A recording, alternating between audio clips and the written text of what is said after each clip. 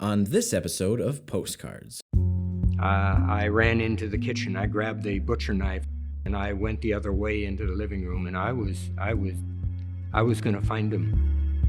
I searched everywhere in that house, basement, the garage, under the cars. I didn't see anything. I sat on the kitchen floor, and that was as close as I could get to suicide. I was right there on the edge.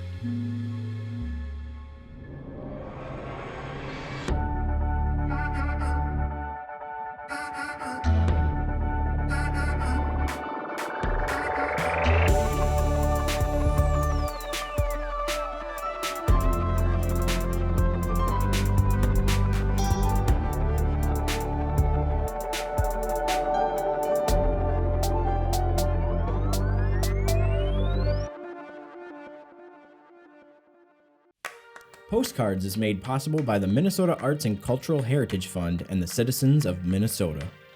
Additional support provided by Margaret A. Cargill Philanthropies, Mark and Margaret Yakel-Julien on behalf of Shalom Hill Farms, a retreat and conference center in a prairie setting near Windham, Minnesota. On the web at shalomhillfarm.org. Alexandria, Minnesota, a year-round destination with hundreds of lakes, trails, and attractions for memorable vacations and events. More information at explorealex.com. The Lake Region Arts Council's Arts Calendar, an arts and cultural heritage-funded digital calendar showcasing upcoming art events and opportunities for artists in West Central Minnesota. On the web at lrac4calendar.org. Playing today's new music plus your favorite hits. 96.7 Cram. Online at 967cram.com.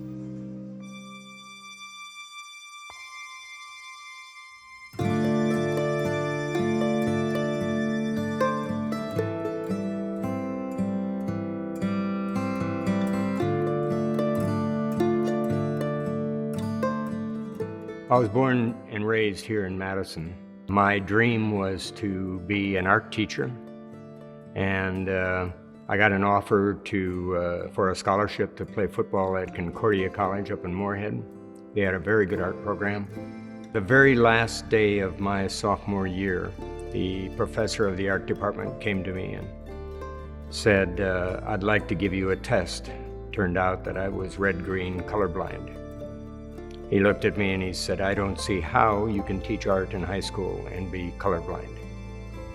So that pretty much destroyed my entire world. I didn't know what to do. I didn't know what major to pursue.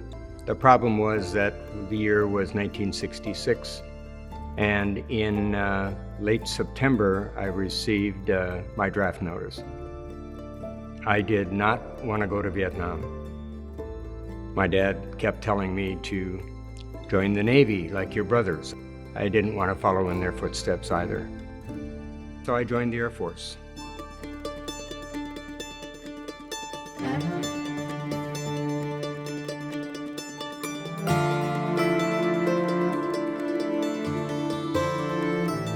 After basic, I went to police tech school. I was stationed up in Minot, North Dakota. I was in missile security. I kind of liked that because my job was to drive a four-wheel drive pickup around on country roads. Brought back memories of Madison, gopher hunting on the back roads, pheasant hunting, deer hunting, and all of that. My boss came to me and said that he had orders for Vietnam, and he was really excited, and I couldn't understand the reasoning for it, but he explained that he was going to be in charge of a program that was going to help develop, test, and train personnel on ground radar systems working with night ambush teams. And he needed an E4, or a buck sergeant in U.S. Air Force terms, to go with him, and he said, I want you. He got me excited enough at the time to go with him. I should have thought about those three words, night ambush team, but that seemed to skip over. They bussed me down to Fort Lewis Army Camp. There I boarded a plane with some, 300 some GIs. They were Army, Air Force, Marines, Coast Guard. Nobody knew each other. I sat next to two guys that I didn't have the foggiest idea who they were. Tried to make some conversation, but nobody seemed like they wanted to talk. After 16 hours, roughly flying, landed in Cameron Bay late in the afternoon.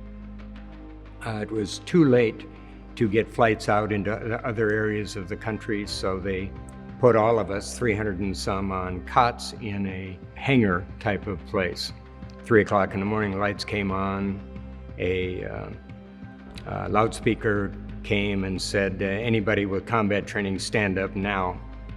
So there was about 75, 80 of us that stood up. We were trucked out to the edge of Cameron Bay Base, and we were dropped off 3 feet apart, and we were to drive this bushy area for Viet Cong that had been spotted going into that bush that night. Nah, I'd never been so scared in my life. My M16 was on automatic. I was ready to fire. My worry was if the Viet Cong got in front of me, would I kill him before he killed me? What about if one of the guys on my left or right got in front of me by accident? Would I be able to determine that and not kill him? There was no sighting of any Viet Cong. We were bused back. I was just too nervous to sleep. I don't think any of the other ones slept at all either.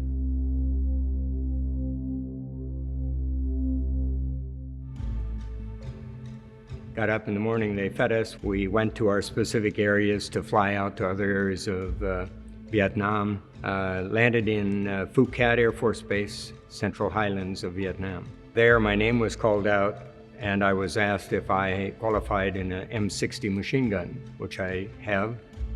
And they put me on as a door gunner on a helicopter that was going to run medical supplies out to an Army base camp.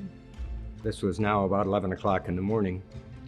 And so the pilot said, don't worry, there's no Charlie, there's no VC out this time of day. We're going to be safe.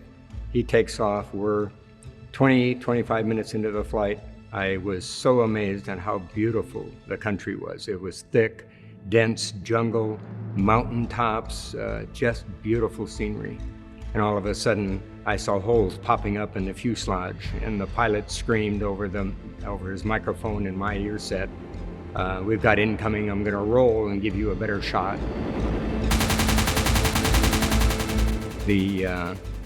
I saw the flashes coming from the dark jungle, and I fired as much as I could and as hard as I could for many minutes. We got by it. He leveled off. He starts screaming, your first day in country, you got 6 to 8 kills. I was too scared to even notice.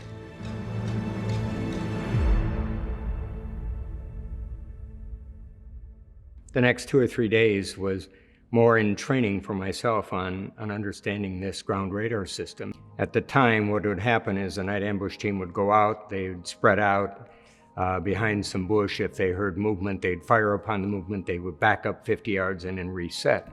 About 99% of the shooting they were doing, they found water buffalo laying dead or warthogs, so they were exposing their position. Someone started developing this radar system. You would point it at someone moving and you could actually hear the sound of him moving. If any of the other 5 guys would hear something, then I would get the Hanson, there's movement at 2 o'clock, which would be this direction. So I would have to hold up this unit and then scan for the movement, and then, it's nothing but warthogs. So we wouldn't fire. In the late fall of '69, there was a new radar developed, and it had a beam that walked back and forth just like a regular radar unit would. And on that beam, you could control the light, so you could actually follow a movement out in left, right. You could estimate speed, and that was an unbelievably marvelous unit.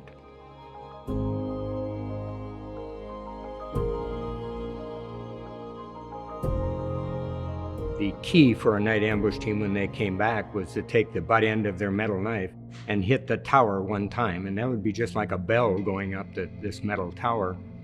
And about 4:30, we heard this bell go off, and there was a Marine that was on the unit that I was training at the time, and so I yelled down, "Hare, is that you?" And he said, "Yeah." And I said, "Why didn't you tell us you were coming?" He said, "I forgot." Well, we had 6 people that were following in sequence, coming in on the same path that these guys normally would come in. And so I ordered a mortar strike that distance, and the mortar pit wouldn't fire because it was actually over our tower, and they wouldn't do that. So the captain ordered a Cobra gunship to come out, and he said, I need coordinates and I need distance. And so I gave him what the reason it was, and he fired rockets, and they found 4 of the what I thought was 6 Viet Cong out there. But Charlie got smarter over time. If the unit was going like this in a pretty large distance, and when it was going this way, they couldn't see it, but they could run 10 or 12 feet and then stop, and then the radar would come by and it would miss them because there was no movement going on. We had a canine unit below that was guarding the bottom of the tower.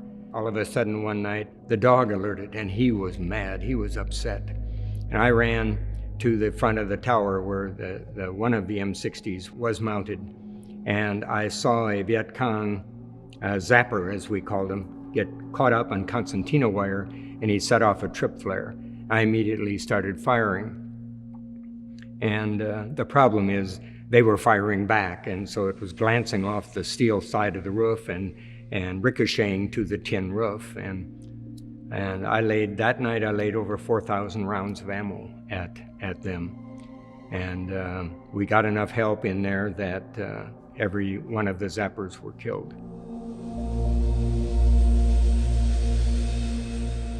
There were all kinds of things that were happening. We even had a senator by the name of Strom Thurmond actually crawl that 60-foot tower and crawled through the hole into the tower just to see that unit. I was so impressed by that. But he went home and he pulled funding on the unit. And that was 3 weeks before I left country. And I could not understand that. With the success of that unit, why would they pull funding? But they did. It was a political war. And we really didn't understand that. We were trying to do everything we could in country to make this a success. And in fact, we were successful. We were winning the war. The Viet Cong could not compete with our technology and our abilities. Yet it became a political war, and everything sort of got sideswiped, in my opinion. We came home to Seattle, SeaTac Airport, and we got our duffel bags out and we started walking into the terminal, and we were surrounded by young people shouting and screaming and calling us names and spitting on us. And I didn't expect that kind of hate. We landed in Sioux Falls. My parents picked me up. We got back to Madison. I came down to the local pool hall here in town. It's no longer here, good old Hank's Pool Hall. Several of my friends were playing pool. They all said hi. Not one comment was, welcome home, how were things, glad to see you're alive. None of that. It was, what do you think of the Vikings? What do you think of the Twins? What do you think of the Madison Mallards, the local team at the time? So you get along, and I think most Vietnam vets felt the same thing. We shut up, we didn't talk about it. I went through my last 2 years of college, graduated with a degree in marketing. There was only 3 people in a class of 90 that knew I was a Vietnam vet, and they as well were vets.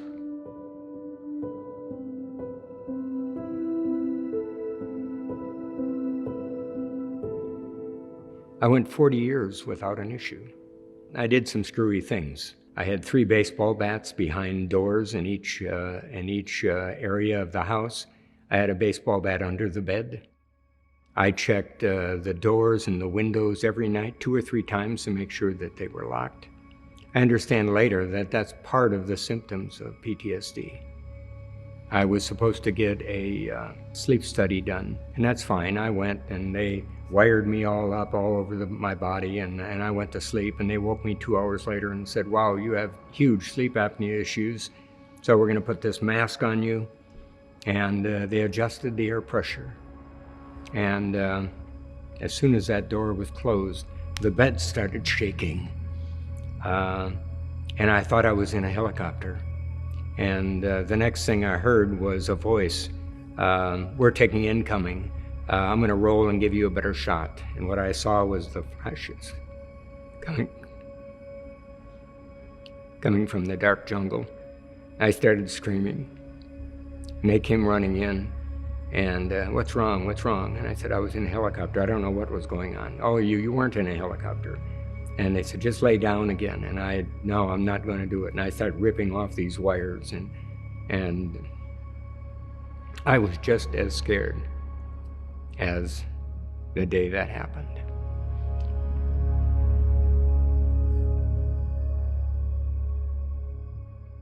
Six and a half years ago, we were in bed. I had bought by that time a 9mm. I had it positioned just under the box spring and the mattress so that I could reach down and grab it and cock it and fire in seconds. I was ready. I heard somebody running on the floor. And I went to the stairwell, 2-story house, and I saw 2 zappers running across the floor. For some reason, I didn't grab my 9mm, and I'm glad I didn't now. I went downstairs. They went into the living room. I ran into the kitchen. I grabbed the butcher knife, and I went the other way into the living room. And I was going to find him. And I remember shaking. I searched everywhere in that house: basement, the garage, under the cars. I didn't see anything. I sat on the kitchen floor, and that was as close as I could get to suicide. I was right there on the edge. I happened to notice my wife's laptop computer on the counter. I grabbed it and I typed in VA Suicide Hotline, and up came 2 options. One was a text option, one was a call-in option. And I thought, well, I could do that right here and text in. A person, Chad 1, comes up and said, "Where are you?" And I typed in Minneapolis. He said, "How far are you from the VA hospital?" I said, "About 40 minutes. Get there." And I sat there for a second and I clicked off of the site. And I don't know why I did that. About 10 minutes later, I clicked back on.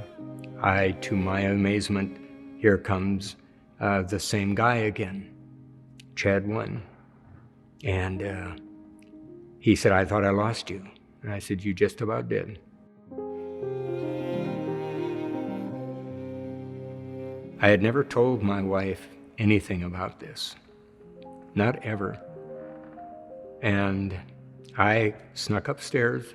I had some clothes that I had ready for the next day. I picked them up and I started sneaking out the doorway of the bedroom when she woke up and said, "What are you doing?"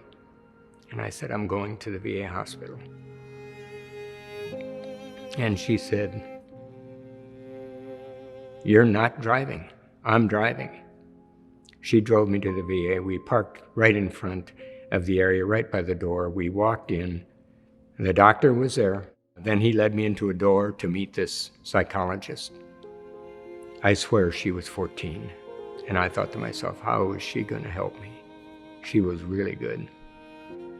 Her first question was, do you want to have your wife in here while we talk, or would you rather have her leave the room? And I said, I think it's about time she understands. And she stayed. The next day, she got me into the head of psychiatry at the VA hospital, who assigned me a therapist and put me on a program called prolonged exposure therapy. We had to tape our most frightening experiences, some of which I've ran through here today. And then we had to listen to them, and we had to gauge our anxiety levels. Really high, 90, 70, 50, 40, anything below 40, she thought would be somewhat normal. Most of that tape that I did, I was crying so hard and blubbering, I couldn't listen to it. I just couldn't do it. And after that first week, I told her that. And her response was, okay, we'll just go to Vietnam movies. Have you seen any? I said, no, I've not. I had to watch it over and over and over and over again until my anxiety levels started coming down. And I didn't think this was going to work, but it did. I was so excited, and I thought I was done after the 4th week. And she said, no. In the working with night ambush teams, you become so attuned to the slightest sound and the snap of a twig and the rustling of leaves that shouldn't be there. And when we built a house in '91, we built it into kind of a wooded area. At daytime, I had no issues, but at night, I couldn't go out of my house. I just couldn't do it. And she said to me that 5th week, now you're going to walk into your woods and you're going to stand there for 30 minutes until your anxiety levels come down. And I said, I'm not so sure I can do that. She said, yeah, you can. So I went, that next night, I went to the corner of the garage. I was 10 feet away from the wooded areas. I couldn't go into the woods. I just couldn't do it. I walked back into the house after about 25, 30 minutes of standing there. The next night I went out there, I stood by the corner of the garage again. And I, after 10 minutes, finally muscled enough courage to go in to the woods. And I stood there and my anxiety levels were screaming high. But I stood there and I noticed that I was 80, 90, all of a sudden started coming down to 50 or 60. And well, that helped. My half hour was up. I came back into the house. The 3rd night I went out and my anxiety levels weren't at that 80, 90 range. They were 70, 80. And they came down more quickly to 50, 60. And the 4th night, I started at 50 or 60 and came down to 30 and 40. And that felt so good. I'm winning this war. I told the therapist this. I said, I'm done. She said, no, you're not. I said, what? She said, do you have any woods in your area that you're not so familiar with? Yeah, we have an area about 5, 6 blocks away that's called Purgatory Creek. So I went down there, I walked into those woods, I stood there in those woods with no issues at all. That following week, then I reported to our meeting and I told her about what was going on. And then she looks at me and she said, do you think you're done? I said, I think I am. She said, good, you're done. I was asked to be in an evaluation of programs by the VA. And there were 6 of us. 2 of us were Vietnam vets. 4 of them were Iraqi, Afghanistan vets. And I was the only one of the 6 that got the help that I needed. And this guy that was Vietnam vet was screaming at me because why didn't they let me watch movies? I had to listen to myself bawling on the tape. One of the things that I want to continue to do is to reach out to even today's veterans.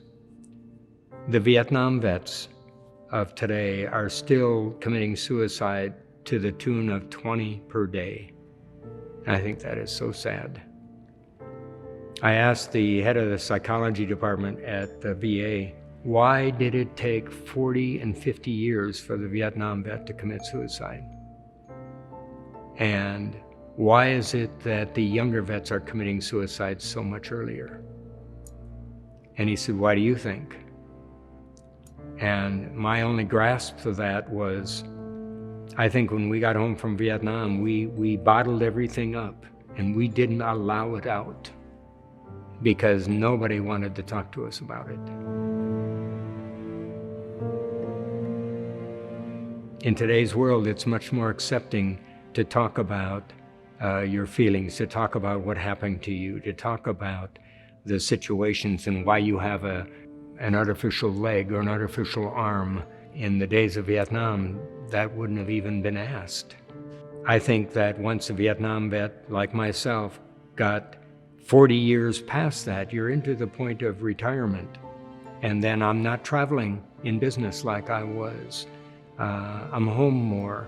You have more time to think about it. You have more time to almost grieve. In today's veterans, I'm so happy to see them applauded coming into the airport terminals. It's so refreshing to see, but they have to deal with it probably much earlier than we did. I'm not sure which is better. And I didn't even know it was called PTSD. So we've got to be doing things, and we've got to be educating families at what to look for. I mean, things like having a gun and needing a gun, locking the doors, being nervous around fireworks, don't catch me with my back to the door. If I would still have issues here, I couldn't sit in one of these chairs and have that back door behind because I couldn't control that area.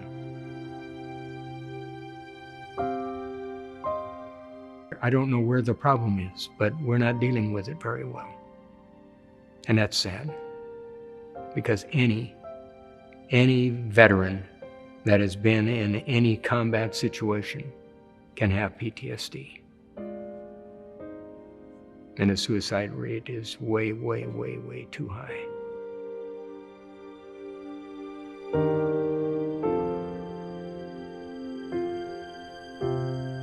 The amazing thing for me is it's now been 6.5 years since my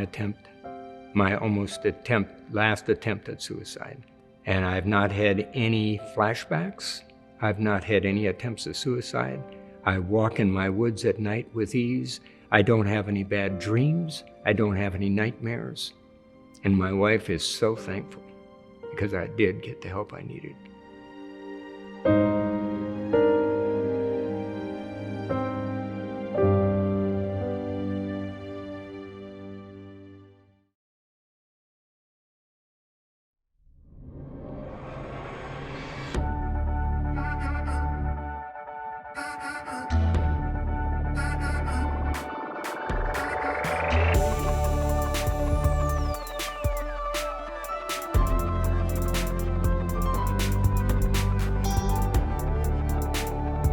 Postcards is made possible by the Minnesota Arts and Cultural Heritage Fund and the citizens of Minnesota. Additional support provided by Margaret A. Cargill Philanthropies, Mark and Margaret Yakel-Julien on behalf of Shalom Hill Farms, a retreat and conference center in a prairie setting near Windham, Minnesota. On the web at shalomhillfarm.org. Alexandria, Minnesota, a year-round destination with hundreds of lakes, trails, and attractions for memorable vacations and events. More information at explorealex.com. The Lake Region Arts Council's Arts Calendar, an arts and cultural heritage funded digital calendar showcasing upcoming art events and opportunities for artists in West Central Minnesota. On the web at lrac4calendar.org. Playing today's new music plus your favorite hits, 96.7 Cram. Online at 967cram.com.